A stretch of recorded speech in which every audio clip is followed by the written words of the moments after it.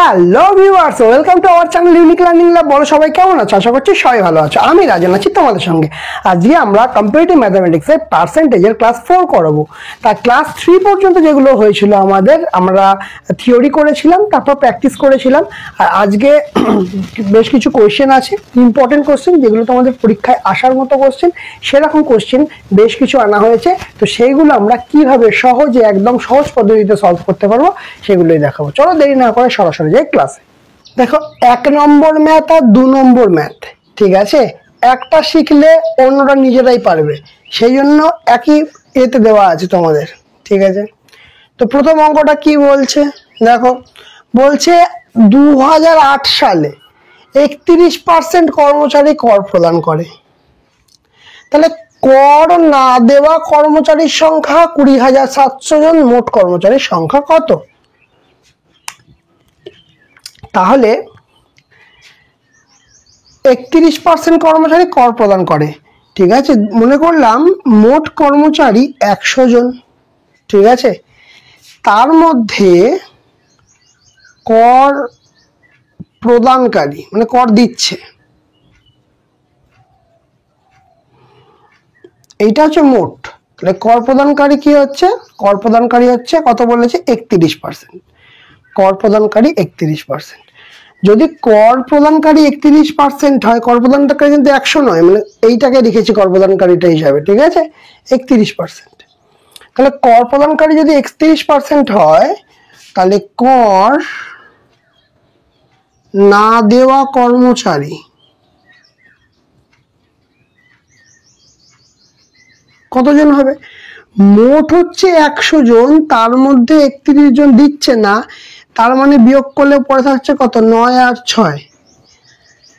তাহলে 69 জন কর দিচ্ছে না, 31 জন কর দিচ্ছে, 69 জন কর দিচ্ছে না, ঠিক আছে, ভালো কথা। এবার বলছে 20,700 জন এই কর না দেয়া কর্মচারীর সংখ্যা। তাহলে আমরা এই যে 69 পাচ্ছি 100-র মধ্যে, 100-র মধ্যে যে 69 পাচ্ছি, এইটারই ভ্যালু হচ্ছে 20,700, ঠিক কিনা? আমরা কর না দেওয়াটা যেটা পাচ্ছি, যে কি বলে এটাকে, না দেওয়া কর্মচারী হচ্ছে 69 জন, সেটাই অ্যাকচুয়ালি অঙ্কের ভ্যালু দিয়ে দিয়েছে 20,700 জন। তাহলে একের ভ্যালু কত হবে না? 20,700 ডিভাইড বাই 69 হলো, বোঝা গেল। এবার বলছে মোট কর্মচারীর সংখ্যা কত? তাহলে মোট কর্মচারী আমরা ধরেছি 100, তার মধ্যে কর প্রদানকারী হচ্ছে 31, কর না প্রদান, তাহলে কিন্তু মোট কর্মচারী তো 100, ঠিক কিনা? তাহলে আমাকে 100-র ভ্যালু বার করতে হবে। আমাকে কি করতে হবে? 100-র ভ্যালু বার করতে হবে। তাহলে 20,700 ডিভাইড বাই 69 ইন্টু 100, এই হিসাবটা আমাকে করতে হবে, ঠিক আছে। আচ্ছা, সরাসরি যাবে, 3 9 27 2, 3 6 28 করি, হ্যাঁ, তাহলে সরাসরি যাচ্ছে, পরিষ্কার দেখতে পাচ্ছি। তাহলে 69-কে 3 দিয়ে গেলে 207, আর দুটো শূন্য পড়ে থাকছে। তাহলে আমার কি থাকছে না? 300 গুণিত 100, তাই তো? তাহলে হচ্ছে 3-এর পরে 4টে শূন্য, মানে হচ্ছে 30,000। মানে কত হচ্ছে আমাদের ভ্যালু? আমাদের ভ্যালু হচ্ছে 30,000। বোঝা গেল কিনা? বোঝা গেল পুরো অঙ্কটা? তাহলে কি করলাম, যে 100 জন হচ্ছে মোট কর্মচারী, এইটা হচ্ছে 100 জন হচ্ছে মোট কর্মচারী, তাই তো? মোট কর্মচারী, মোট কর্মচারী 100 জন, তার মধ্যে কর প্রদান করছে 31 জন, আর কর প্রদান করছে না হচ্ছে 69 জন, সিম্পল। আচ্ছা, এরপরে আসি এই অঙ্কটাতে। অঙ্কটা দেখে নাও, 69 মানে হচ্ছে 20,700, 1 মানে কত আর 100 মানে কত, আমরা পেয়ে যাবো মোট কর্মচারীর সংখ্যা কত। দুয়েরটা দেখো, একই রকম ম্যাথ। বলছে একজন ফল বিক্রেতার কাছে কিছু আপেল আছে, আমি ধরে নিলাম 100টা আপেল আছে, ঠিক আছে। তার মধ্যে তিনি 40% আপেল বিক্রি করে দেন, 40% আপেল বিক্রি করে দেন, এবং 420টি আপেল অবশিষ্ট থাকে, তার মানে কত অ্যাকচুয়ালি 100-র মধ্যে 40টা বিক্রি করলে কত অবশিষ্ট থাকবে? 60টা অবশিষ্ট থাকবে। আর 60 মানে কত? 60 মানেই বলছে এই 420। এবার তোমরা নিজেরাই করতে পারবে, 60 মানে 420। তাহলে তার কাছে মূলত কতগুলো আপেল ছিল, মানে 100-র ভ্যালু জানতে চাইছে। ঠিক আছে, তাহলে একটু লিখে নিই। বলছে মোট আপেল কত? মোট আপেল হচ্ছে 100, তার মধ্যে 40% আপেল, মানে 100-র মধ্যে 140% মানে কত হবে? 40 হবে। এই 40% আপেল বিক্রি হয়ে গেছে, আর অবশিষ্ট পড়ে আছে কটা? 100 মাইনাস 40, তার মানে 60টা বিক্রি হয়নি এখনো, তাই তো? বিক্রি হয়নি এখনো, ভালো কথা। তাহলে 40টা বিক্রি হয়েছে আর 60খানা বিক্রি হয়নি। তাহলে এবার বলছে 420টি আপেল অবশিষ্ট আছে। তাহলে যেগুলো বিক্রি হয়নি সেইগুলোই তো অবশিষ্ট আছে, আবারও বলছে যেগুলো বিক্রি হয়নি সেইগুলোই অবশিষ্ট আছে। তার মানে এই যে বিক্রি হয়নি কটা? 60টা। তাহলে এই যে 60-এর অরিজিনাল ভ্যালু হচ্ছে 420, ঠিক না? ঠিক না? 60-এর অরিজিনাল ভ্যালু কত হচ্ছে? 420। তাহলে 1-এর ভ্যালু কত হবে? না, 420 ডিভাইড বাই 60। ঠিক আছে, তাহলে তার কাছে মূলত কতগুলো আপেল ছিল, মানে এই 100-র ভ্যালু জানতে চেয়েছে, মানে 100-র ভ্যালু আমাকে বার করতে হবে। ঠিক আছে, তাহলে 100-র ভ্যালু কত হবে? 100-র ভ্যালু হবে 420 বাই 60 গুণিত 100। তাহলে একটা শূন্য কাটা, 6 7 42, মানে 7 গুণ 100 কত হয়? 7 গুণ 100 হয় 700 টাকা। 700টা আপেল। তাহলে কটা আপেল অবশিষ্ট ছিল? আমরা পরিষ্কার এখান থেকে বলতে পারবো যে 700খানা আপেল অবশিষ্ট নয়, মানে আর কি টোটাল ছিল 700খানা আপেল কিনেছিল, এবং তার ফলে এগুলো বিক্রি হয়েছে 700খানা আপেল, যা হিসাব নিকাশ সেইটা। তাহলে আমার মোট মূলত আপেল কতগুলো ছিল? না, 700 পিস আমাদের আপেল ছিল। বোঝা গেল কিনা? 3 নম্বর অঙ্কটা খুব ইম্পর্টেন্ট, পরীক্ষায় এরকম অঙ্ক প্রচুরবার দেয়, মানে যদি একটু ভালো কোয়েশ্চেন করে পরীক্ষায় এই অঙ্কটা আসার প্রবাবিলিটি খুব বেশি। বলছে তাজা ফলে 68% জল থাকে এবং শুকনো ফলে 20% জল থাকে। ঠিক আছে, তাহলে 400 কেজি তাজা ফল থেকে কতটা শুকনো ফল পাওয়া যাবে? জিনিসটা দেখো, জিনিসটা দুটো জিনিস বলেছে। একটা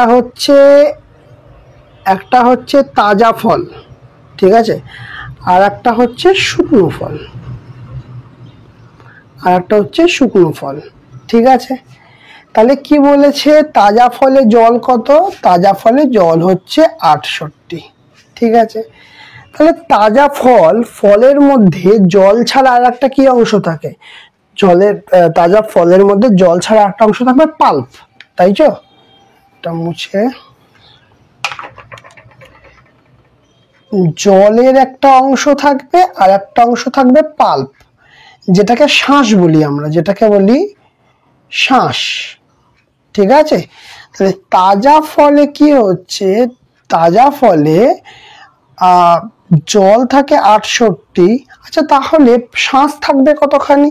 68% মানে কি? 100-র মধ্যে 68 আছে, 100-র মধ্যে 68 আছে জল, তাহলে পাল্প বা শাঁস থাকবে কতখানি?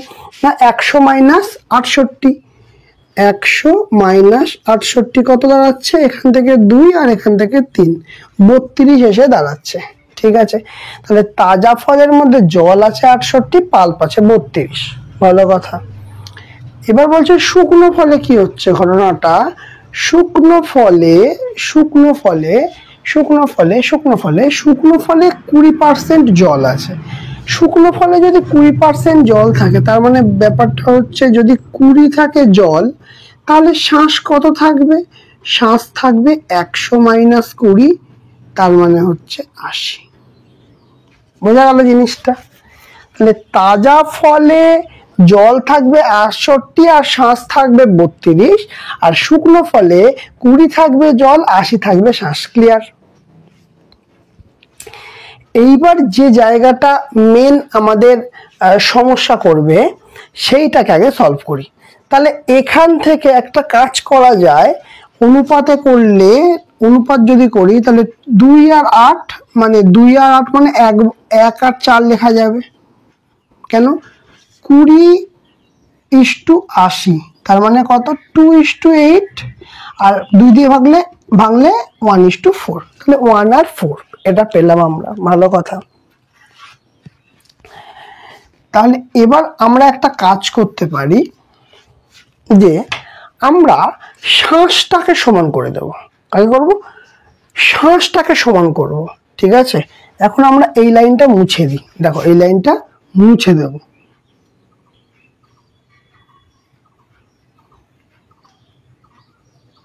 ঠিক আছে, কি করব? শ্বাসকে সমান করব। তাহলে শ্বাসকে যদি সমান করতে চাই, আমরা একে কত দিয়ে গুণ করব? 8 দিয়ে গুণ করব, তাহলে 4 8 32 পাবো, তাই নয় কি? হ্যাঁ, আর এখানেও তাহলে কত দিয়ে গুণ করব? এখানে যদি আমি 8 দিয়ে গুণ করে থাকি, ওয়েট আ মিনিট, এখানে 8 দিয়ে গুণ করলে এখানেও আমি 8 দিয়ে গুণ করব, তাই না? তাহলে আমার নতুন এসে কি দাঁড়াচ্ছে? শুকনো দাঁড়াচ্ছে হচ্ছে 8, আর এটাই হচ্ছে 4 8 32।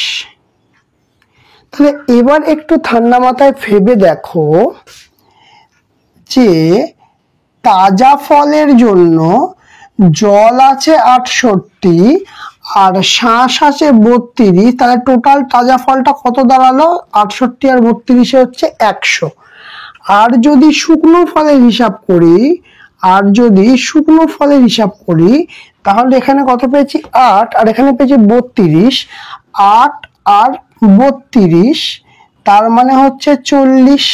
32 আর 40, মানে বিষয়টা আমি এরকম বোঝাতে চাইছি যে দেখো দুজনারই শ্বাস কিন্তু সমান, দুজনারই শ্বাস কিন্তু সমান।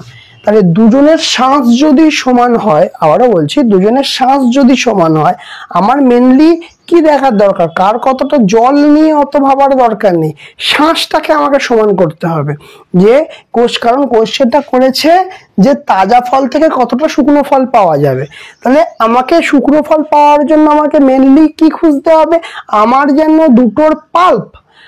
দুটোর পাল্প মানে দুজনের শ্বাস যেন সমান থাকে।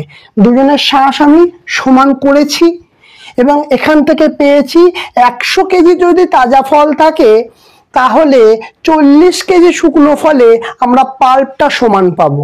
আবারও বলছি, 100 কেজি যদি তাজা ফল থাকে, তাহলে সেখান থেকে 40 কেজি শুকনো ফল পাবো, সহজভাবে বলতে গেলে, কারণ দুজনের শ্বাসটা সেম আছে। বোঝা গেল? তাহলে এবার দেখো, এবার কি বলছে যে আমার টোটাল পরিমাণটা কত বলেছে? 400 কেজি তাজা ফল। আমি এখানে হিসাব কি পেয়েছি? 100 কেজি তাজা ফলের হিসাব পেয়েছি। তাহলে 100 কেজি তাজা ফল, 100 কেজি তাজা ফল থেকে পাওয়া যাচ্ছে 40 কেজি শুকনো ফল। 100 কেজি তাজা ফল থেকে পাওয়া যাচ্ছে 40 কেজি শুকনো ফল। তাহলে একই রকম ভাবে 1 কেজি তাজা ফল থেকে পাওয়া যাবে কত? না 40/100 কেজি শুকনো ফল। ঠিক, কিন্তু এবার আমার প্রয়োজন কোনটা? আমার প্রয়োজন হচ্ছে 400 কেজি। আমার প্রয়োজন কত? 400 কেজি। আমার প্রয়োজন কত? 400 কেজি শুকনো ফল থেকে কি হচ্ছে তাহলে? 40 গুণ 400 ডিভাইড বাই 100। তাহলে দুটো শূন্য কাটছে, তাহলে 4 4 16, 160 কেজি, 160 কেজি শুকনো ফল পাওয়া যাবে। বোঝা গেল জিনিসটা? আর একবার রিপিট করে দিচ্ছি, দেখো পুরোটা। আমার প্রথম প্রথম জায়গা কোথায়? আমার প্রথম জায়গা দেখতে হচ্ছে আমাকে শ্বাস সমান করতে হবে। প্রথমেই বলেছে 68% জল থাকে, তাহলে তাজা ফলে জল হচ্ছে 68, শ্বাস হচ্ছে 32, আর শুকনো ফলে জল কতটা? 8। মানে আমরা হিসাব করে কি বার করেছিলাম, মানে 20% বলেছিল তো, তাহলে কি বার করেছিলাম? 20 হচ্ছে জল আর 80 হচ্ছে শ্বাস, তাহলে 1:4 বার করেছিলাম এখান থেকে, 1 আর 4। এবার আমি দেখলাম যে আমাকে শ্বাসটাকে সমান করতে হবে, শ্বাসটাকে, তাহলে 32 যদি শ্বাসকে করতে হয় তাহলে 4-এর সঙ্গে কত গুণ করব? 8-কে গুণ করব, 4 8 হচ্ছে 32, ঠিক আছে? তাহলে 32 হচ্ছে, তাহলে এখানে 8 দিয়ে গুণ করেছি বলে এখানেও 8 দিয়ে গুণ করব, তাহলে এখানেও 8 হচ্ছে, তাহলে 8 মানে অ্যাকচুয়ালি কি হচ্ছে, জল শুকনো ফলে 8 যদি জল থাকে তাহলে 32 শ্বাস থাকবে। তাহলে আমরা মোট ক্যালকুলেশন করলাম যে 68 আর 32 মিলে হচ্ছে 100, টোটাল 100। আর এখানে শুকনো ফলে 8 আর 32 মিলে হচ্ছে 40। তার মানে এই 100 কেজি, আমি যদি বলি কেজিতে বলি, 100 কেজি তাজা ফলে যতখানি শ্বাস পাবো, 40 কেজি শুকনো ফলেও ততটাই শ্বাস পাবো। এইটি আমরা বার করে ফেললাম। এবার বলেছে 400 কেজি থেকে কতখানি শুকনো ফল পাওয়া যায়। তাহলে 100 কেজি তাজা ফল থেকে 40 কেজি শুকনো ফল পাওয়া যায়, 1 কেজিতে কত, 400 কেজিতে কত, ঠিক আছে? আর যদি এই পার্টটা, এই যে এই পার্টটা, এখান থেকে এই পার্টটা করার দরকার নেই, সিম্পলি কি করব দেখো, এখান থেকে করব কত, 400 হবে, তাহলে 400-র জন্য এখানে 4 দিয়ে গুণ করতে হবে, তবে হবে আমাদের 400। আর এখানেও আমাকে 4 দিয়ে গুণ করতে হলে এখান থেকে পেয়ে যাবো 160, এইভাবেও পেয়ে যাবো 160 কেজি। আমাকে তাহলে এতখানি করার, ঐকিক নিয়ম করার কোনো দরকার নেই, এখানটা দিলাম আমি মুছে, তাহলে সিম্পলি এখানেই অঙ্ক শেষ হয়ে যাবে। তাহলে কনসেপ্ট বিল্ডিং ম্যাথ এটা পুরো, ঠিক আছে?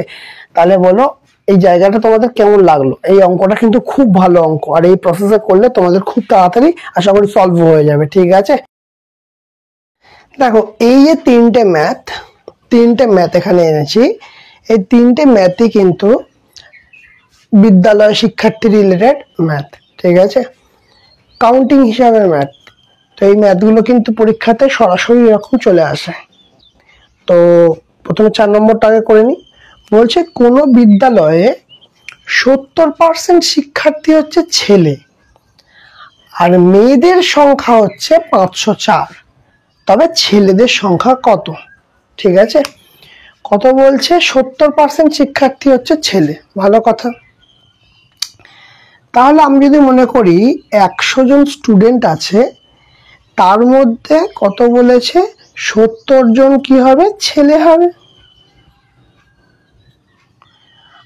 আর কত? 30 জন কি হবে? 30 জন হবে মেয়ে।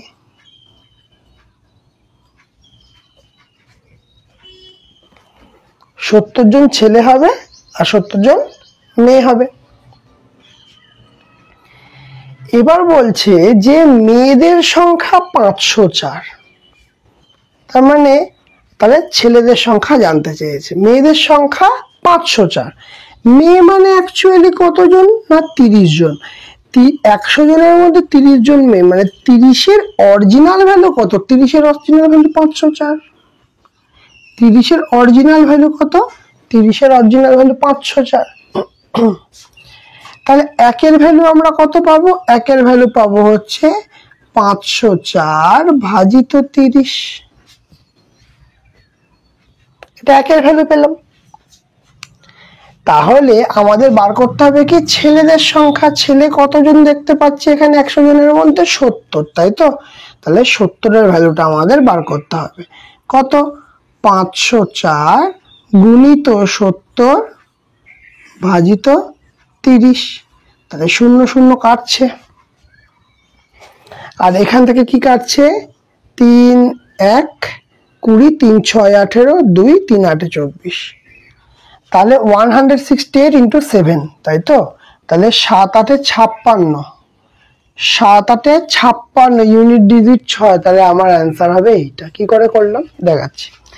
অ্যাকচুয়ালি কি 168 ইন্টু 7, তাহলে 7 8 কত হচ্ছে? 56, হাতে 5, 6 7 42, তাহলে 40 45 46 47, 7 হাতে 4, 7 থেকে 7 8 9 10 11, 1176।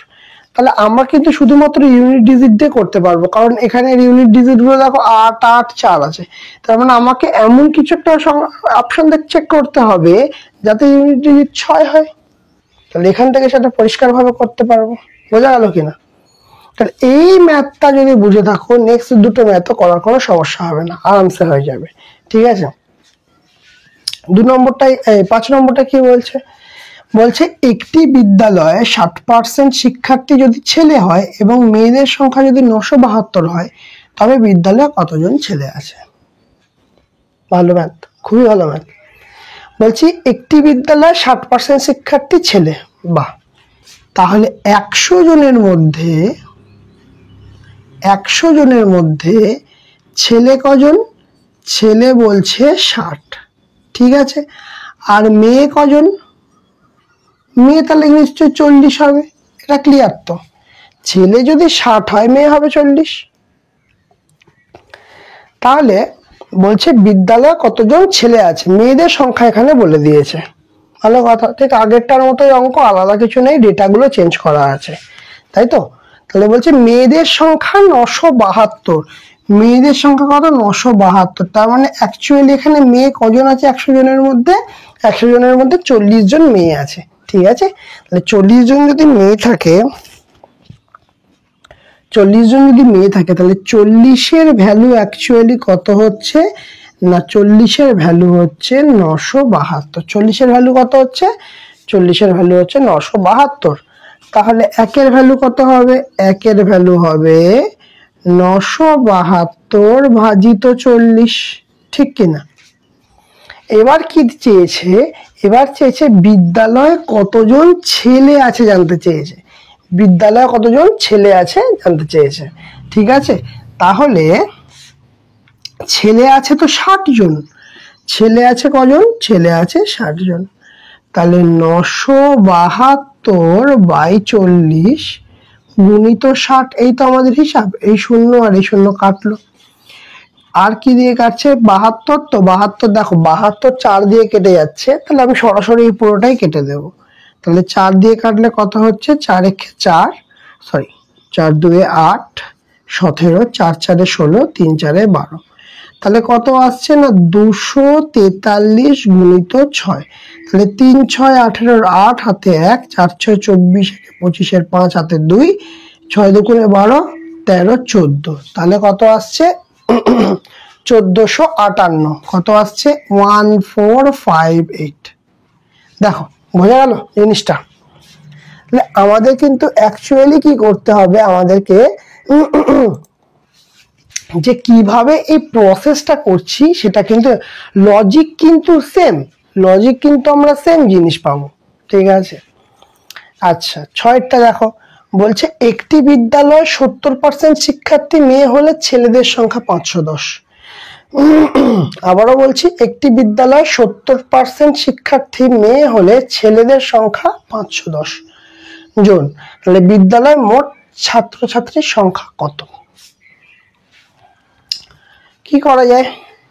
একটা বিদ্যালয়ে 70% শিক্ষার্থী মেয়ে, তার মানে 100 জন স্টুডেন্টের মধ্যে মেয়ে কজন?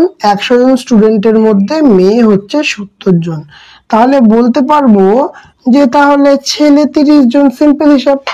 যদি 100 জন শিক্ষার্থীর মধ্যে মেয়ে 70 জন হয় তাহলে ছেলে কজন হবে? ছেলে হবে 30 জন। এবার এখানে কি চেয়েছে দেখো, এখানে বলেছে ছেলেদের সংখ্যা, ছেলেদের সংখ্যাটা বলে দিয়েছে, ছেলেদের সংখ্যাটা বলে দিয়েছে মানে 30-এর ভ্যালুটা বলে দিয়েছে। তাহলে আমাদের বলেছে বিদ্যালয়ে মোট ছাত্রছাত্রীর সংখ্যা কত? মোট ছাত্রছাত্রীর সংখ্যা মানে কি? এই 100-র ভ্যালু বার করতে হবে। মোট ছাত্রছাত্রীর সংখ্যা মানে কি? আমাদেরকে 100-র ভ্যালু বার করতে হবে। ক্লিয়ার? তাহলে আমাদের ছেলেদের হিসাবে 30-এর মানে কি? এখানে কি বলেছে? ছেলেদের সংখ্যা 510, তার মানে 30 মানে 510। তাহলে 1-এর ভ্যালু কত না? 510 বাই 30। এখানে তো কোনো সমস্যা নেই আশা করছি। তাহলে এখানে করতে হবে কাকে না? মোট ছাত্রছাত্রীর সংখ্যা মানে 100-র ভ্যালু বার করতে হবে। কার ভ্যালু বার করতে হবে? 100-র ভ্যালু বার করতে হবে। তার মানে 510 বাই 30 গুণিত 100, এই তো হিসাব। তাহলে 0 0 কাটলো, 3 17 51। তাহলে অ্যাকচুয়ালি কি থাকছে না? 17 গুণিত 100। তার মানে কত আসছে? 1700। কত আসছে? 1700। বোঝা গেল? ক্লিয়ার হলো? তো এই অঙ্কগুলোর কিন্তু কোনো সমস্যা নেই, কোনো হ্যাংহাও নেই, খুব সহজেই কিন্তু নেমে যাবে এবং পরীক্ষায় আসবে। পিএসসির আপকামিং এক্সামগুলোতে এগুলো আসবে, পরিষ্কার তোমরা কিন্তু কোশ্চেনে দেখতে পাবে এগুলোকে। ঠিক আছে, চলো নেক্সট। কি বলছে, একটি খাদে 12% তামা আছে। ঠিক আছে, 69 কেজি তামা পেতে কত খাদের প্রয়োজন হবে? তাহলে 69 কেজি তামার প্রয়োজন আমার, তাই তো? তাহলে খাদে তামা আছে কতটা? 12% তামা আছে। আচ্ছা, তার মানে আমি বলতে পারবো যে 100-র মধ্যে, মানে 100 যদি খাদ হয় তাহলে তার মধ্যে 12 হবে তামা, এটা বলতে পারবো আশা করছি। 100 যদি খাদ হয় তার মধ্যে 12 হবে তামা। ক্লিয়ার? তাহলে কি করব, তার মানে হচ্ছে এই যে 12%-এর কথা বলেছে, এই যে 12%-এর কথা বলেছে সেটা হচ্ছে 69 কেজি।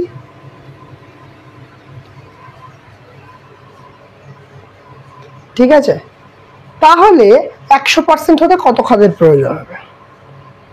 বিষয়টা এইরকম।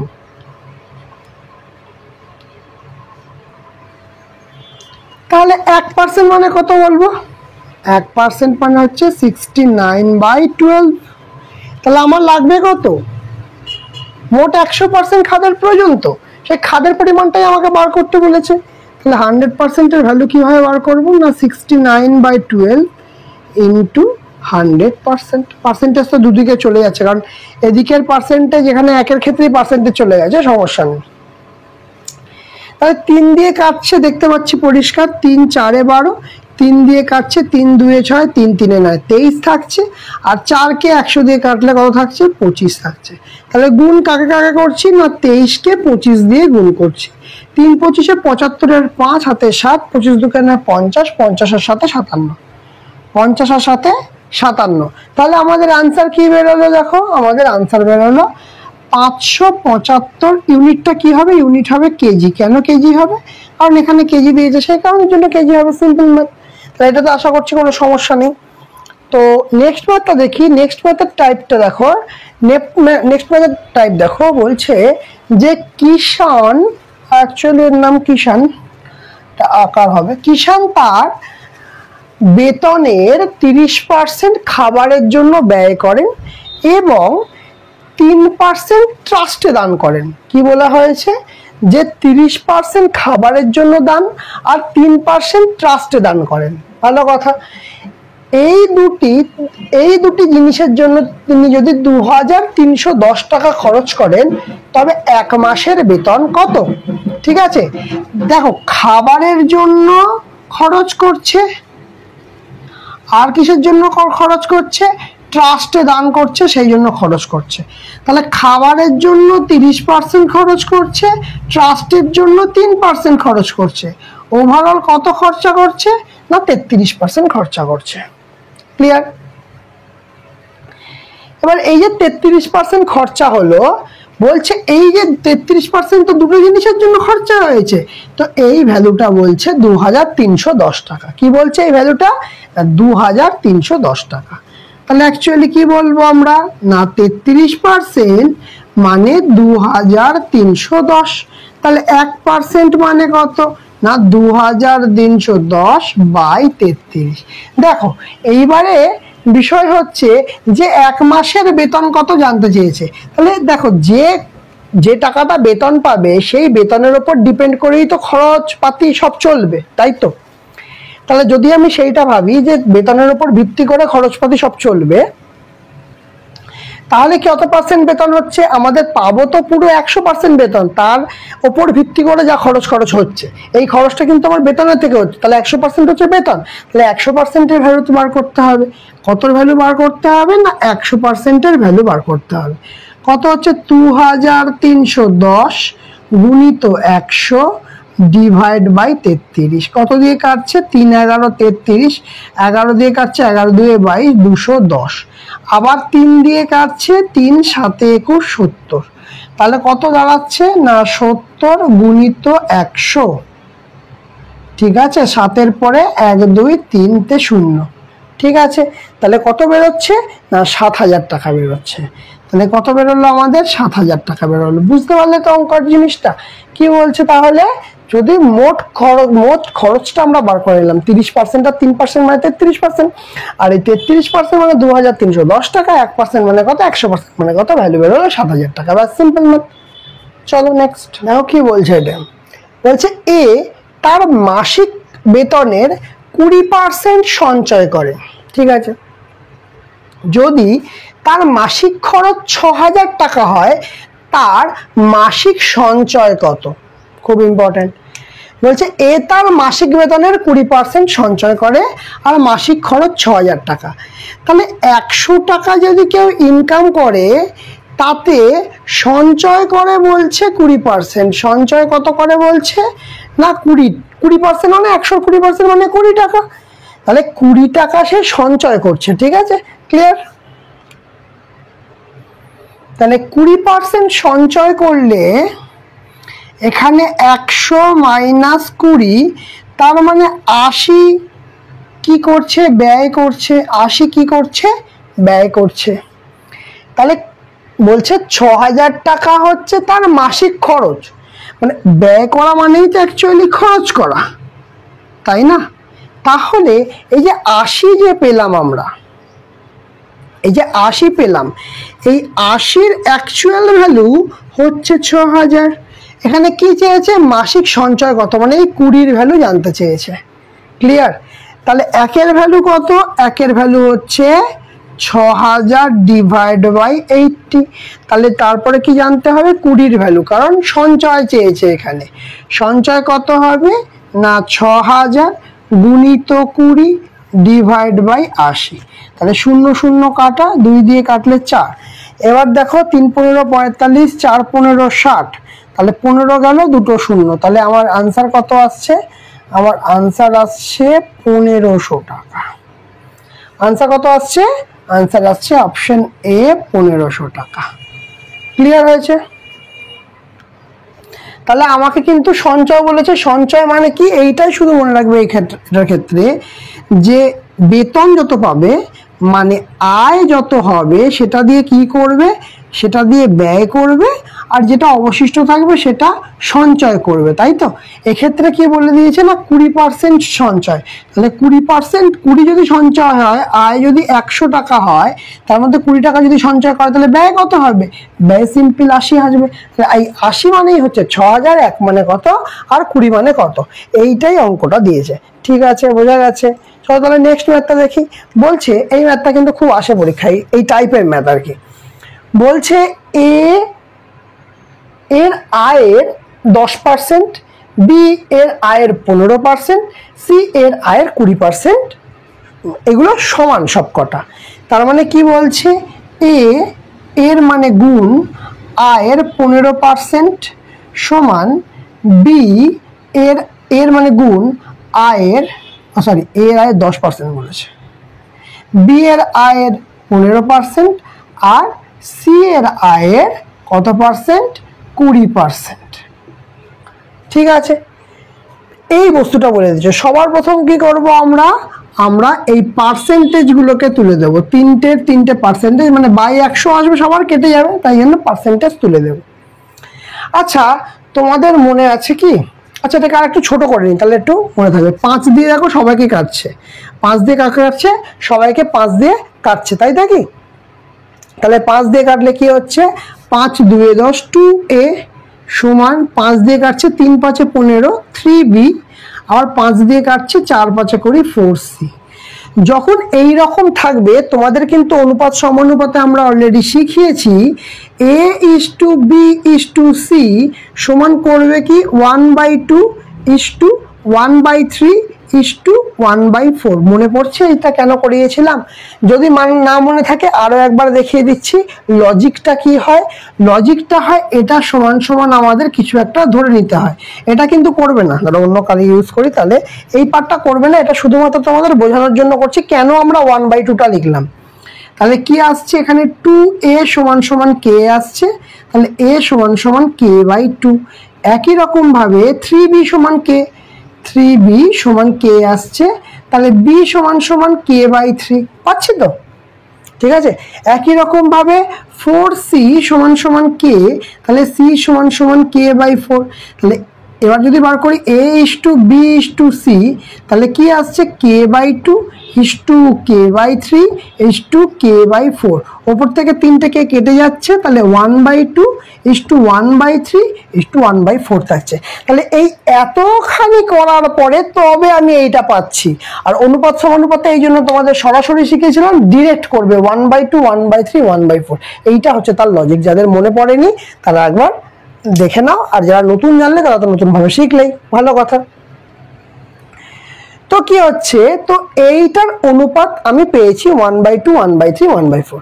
এবার এটাকে কি শিখিয়েছিলাম এইটাকে দেবো চাপা, এই দুটো দিয়ে গুণ করে ওপর দিয়ে গুণ, তাহলে এইটাকে দেবো চাপা, তাহলে পড়ে রয়েছে কি 3 আর 4, তাহলে 3 4 12, 12 সঙ্গে ওপরে গুণ হবে, তাহলে হবে 12 × 12 অনুপাত।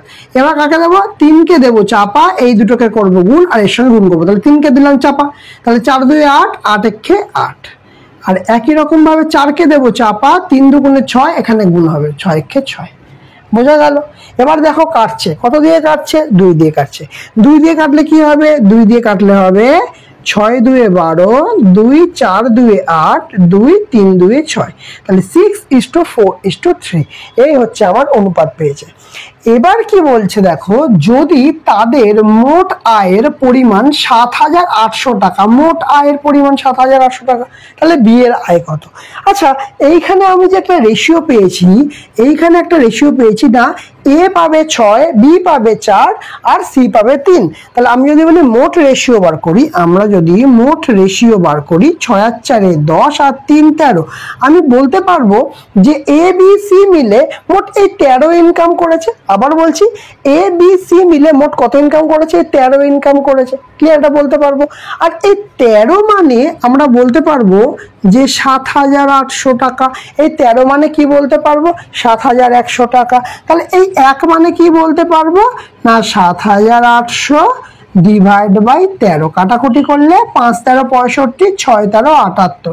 তাহলে 1 এর ভ্যালু আমরা কত পাচ্ছি, 600 পাচ্ছি। 1 এর ভ্যালু কত পেলাম, 600 পেলাম। ভালো কথা। এবার কারটা জানতে চাইছে, এবার আমাদের দেখো জানতে চাইছে বি এর আয় কত। কার জানতে চাচ্ছে, বি এর আয় কত।